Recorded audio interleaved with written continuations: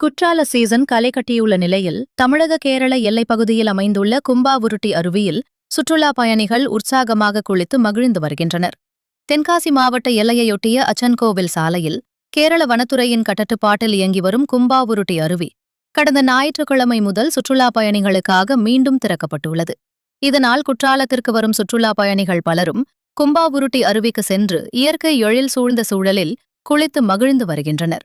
சுற்றுலாப் பயணிகளின் பாதுகாப்பை கருத்தில் கொண்டு நாளொன்றுக்கு 800 பேருக்கு மட்டுமே அனுமதி வழங்கப்படுகிறது. மேலும் இணையதளம் மூலம் முன்பதிவு செய்தவர்களுக்கு மட்டுமே அருவியில் குளிக்க அனுமதி அளிக்கப்படுகிறது. கட்டணமாக பெரியவர்களுக்கு 60 ரூபாயும் சிறுவர்களுக்கு 30 ரூபாயும் நிர்ணயிக்கப்பட்டுள்ளது. காலை 9 மணி முதல் மாலை 4 மணி வரை மட்டுமே சுற்றுலாப் பயணிகள் அனுமதிக்கப்படுகின்றனர். அடர்ந்த வனப்பகுதிக்குள் அமைந்துள்ள இந்த அருவியில் பாதுகாப்பான மற்றும் சுகாதாரமான சூழலை உறுதி செய்ய கேரள அரசு மற்றும் வனத்துறை பல்வேறு சிறப்பு ஏற்பாடுகளை செய்துள்ளன.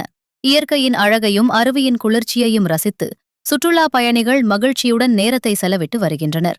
குற்றாலம் வந்தால் கும்பாவுருட்டி அருவியையும் மறக்காமல் பார்வையிடுங்கள்.